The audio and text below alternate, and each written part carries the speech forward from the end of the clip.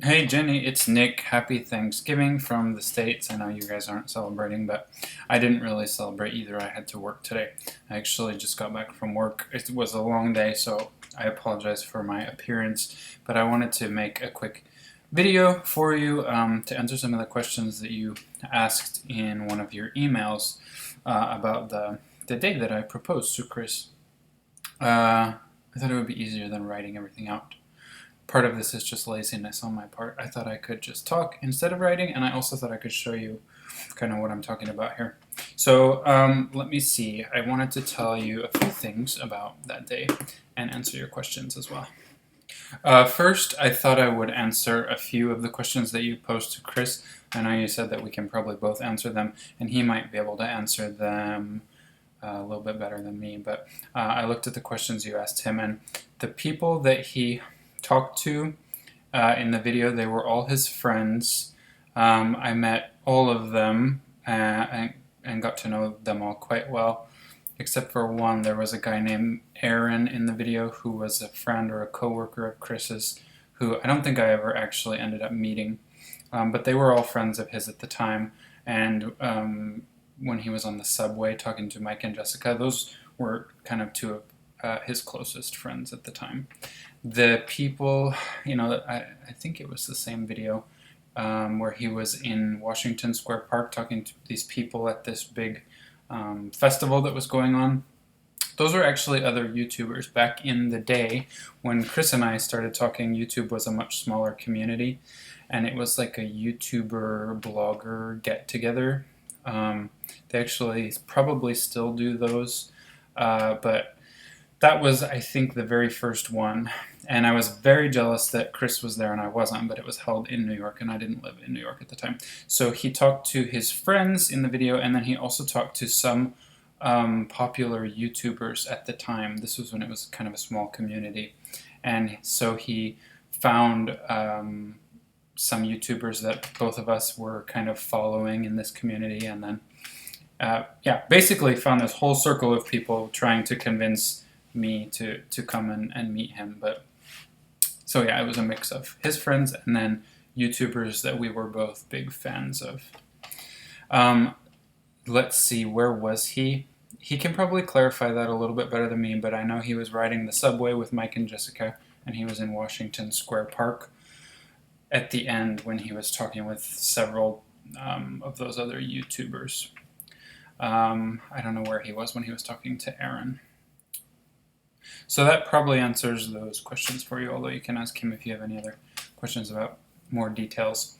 So then I wanted to talk to you about the questions you asked me, the proposal and the scavenger hunt. I don't know why I did it in this way. I remember, though, when I was a kid, my dad used to do scavenger hunts for us on Christmas. Like, instead of having presents under the Christmas tree, we always had a scavenger hunt in the house. I don't know why he did that, really.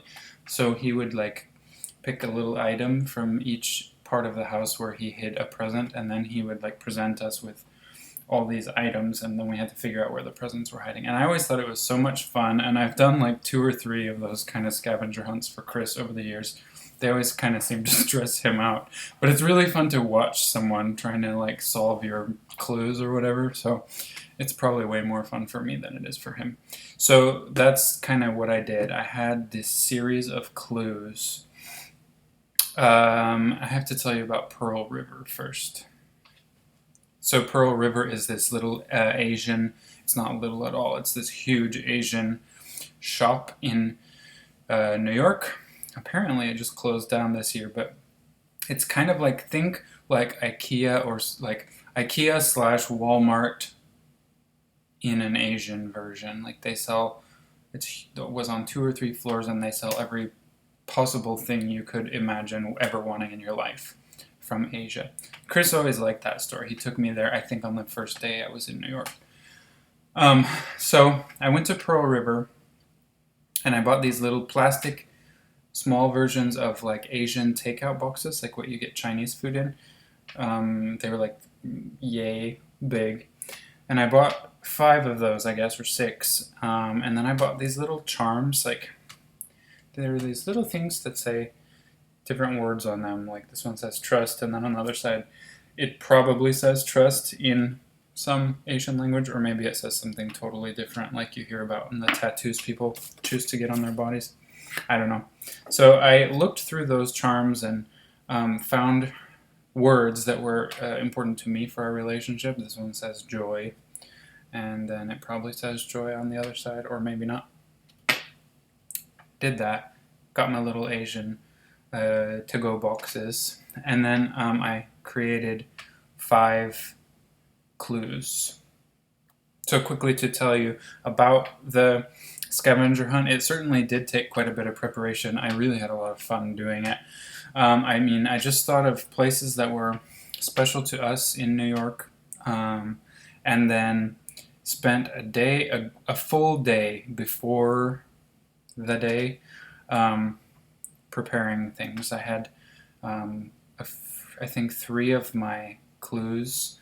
I had to actually go to the locations and talk to the managers of those places, tell them what I was doing, and like explain to them, like, we will be here tomorrow at this time, and you need to present this box at this time under this circumstance. So everybody was really excited about it. Like, I had to, in New York, people are really busy and people kind of go on the defensive automatically when someone approaches them, even in places like restaurants and bars. And so, but once I finally was telling people what I was doing, they were like, oh, that's actually really cool. I don't mind going out of my way to help you with this. And so it was really good. So it was a full day of planning beforehand. And then I don't have the little boxes, but I'll show you like what I do have. I wrote into each box, I would put one of the little charms, and that one said joy. And then I wrote a little message for him, like this says joy. And then I wrote a little message of, what joy means to me or to our relationship together. And then the clue. So the first clue he got at home, I just gave it to him in the morning like he was getting ready for work. And I presented him with this little box and was like, here, this is for you today. And basically the first clue just said, so you're going to be on the scavenger hunt today, and keep an eye out at work today for the second clue, and it will probably present itself to you. So he had no idea what the hell was going on. Then the second one, I found a little charm that says trust, and I wrote a trust message. And then I said, in this one, you'll need to find the next box on your own. It's waiting for you in a very special place, away from the hustle and bustle of the city. If you're unsure where to look, a former NYC mayor named Robert would have been able to help you if he were still alive. So, like, that's kind of the feeling from the clues. I just kind of wrote a message that he was like, I don't even know what that means. I have to figure this out. This box I actually just had delivered to his work. I delivered it myself. I went down to where he was working and then snuck into the hotel he was working when he wasn't around and talked to one of the front desk people and told them to put it on his desk. So it basically just kind of appeared in front of him at work that day. And that kind of set off the official scavenger hunt. So then he had to figure out what that meant. That brought him to a place in New York that he took me, I think, on my very first day that I came to meet him. And it's a little place called Wagner's Cove inside of Central Park. It's right along one of the lakes in Central Park, near the Upper West Side. And it's just almost this little hut. It's just this little building, not even a building, like a pergola. I don't even know what you would call it. Right by the water, you can sit on a bench that's shaded and look at the water, and it's like very peaceful, and people are canoeing, and there's turtles, and it's very beautiful and romantic. And the clue was to lead him there. So once he figured that out and made his way there, I was actually waiting for him at that bench. It was very hot that day. I was like sweating, just waiting for him to come. But he met me there, and I presented him with the next clue. And then the next clue led us to a restaurant, which was one of our kind of favorite places, also on the Upper West Side. Once we got there, the waitress, I think at the end of the meal, delivered. I think she brought desserts. I don't quite remember. She brought desserts or more drinks or something, and the box was like on the tray. And he was like, "How did that happen? Like, what the hell is going on?" And then from there, we were led to another bar restaurant. I actually had it in reverse. We went for a drink first, then we were led to that restaurant that I just told you about.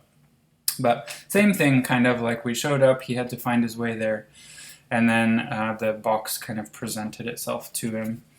He was really frustrated by one of them. Like, I remember him sitting there on this sidewalk on the Upper West Side, right outside the building that John Lennon was shot in front of, and just being so frustrated, and he was like searching for clues on his phone and trying to figure it out, and it was just really fun for me to watch him struggle with that. Little sadistic, but it was all in good fun. I think he enjoyed it too. And then the last clue led us to the Empire Hotel. It actually wasn't the Empire State Building. It was a hotel on the Upper West Side called the Empire. We had been there before, and we both really liked it. It has a beautiful rooftop where you can see, the views of the city, the views of Central Park. It's a really nice place that we both liked. So we were led there. We went out to the rooftop. I actually didn't have it planned very much what I was going to say to him there. I just kind of had to improvise.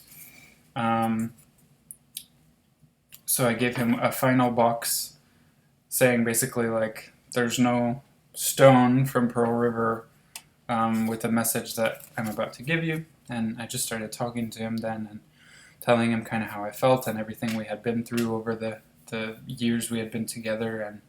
And then I asked him if he would marry me. And he was kind of caught off guard. Like, I don't think he realized all of this was leading up to that. So he was very surprised, and he said yes. And it was very, very exciting. And then I gave him the last box, which was not a Chinese takeout box. It was a ring box, and there was a ring inside. And that was it. That was the proposal. It was a lot of fun to plan and to watch and basically follow along with him and as the date progressed. So for me, it was just kind of like a really fun date in New York City that ended in a big special way. Okay, that was the end. Thanks for watching. That was a little longer than I anticipated. I also wanted to show you something here quickly. I had a little poster made. Do you guys use Etsy much in New Zealand? There's so many creative people on Etsy, and I found this girl who created sort of a logo for our upcoming wedding. Let's see if I can show it to you without any glare. Isn't that cool? She basically, her whole thing is making logos like this for people's upcoming weddings, and she'll include the name and the date of the wedding and the location, and then she somehow gets the cool, like, line drawing of the skyline. So this is us. It's kind of like a blue. Look, there's my video being recorded in the background. But anyway, I thought this was so cool. And then I also ordered some postcards with the same image. I guess we'll send them to our friends. It's kind of weird that we're having this wedding that nobody's invited to, so I don't really know what we'll do with the postcards, but anyway, I just wanted to show you that. So if you have any questions about any of this, let us know. It was really fun kind of going back through everything and researching what I did again. It's been so many years that I had forgotten a lot of the details. So I hope you enjoyed, and we will be talking to you soon. Thanks.